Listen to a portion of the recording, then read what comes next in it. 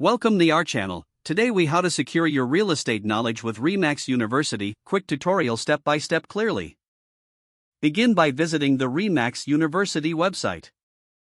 Look for the login button located at the top right corner. If you already have an account, enter your credentials and click login. If you are new, select the sign up option to create an account. Fill in the required information to complete your registration. After logging in, navigate to the Course Catalog section. Browse through various courses available on the platform. Use filters to narrow down your search by topic or skill level. Once you find a course of interest, click on its title for more details. Review the course description, objectives, and duration. If it suits your needs, click the Enroll button to add it to your account. Upon enrollment, you can access the course from your dashboard. Start the course by clicking on the Start button. Follow the lessons at your own pace, taking notes as needed. Engage with quizzes and assignments to reinforce your learning. Don't hesitate to revisit sections if you need clarification. Upon completion, take note of your newly acquired skills.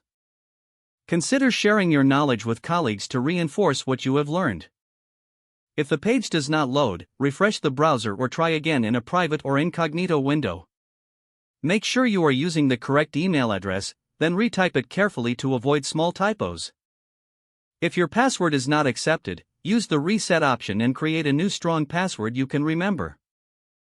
Check your spam folder for verification or security emails, then complete any requested confirmation steps. Enable two-factor authentication if available to improve account security and reduce unauthorized access risk.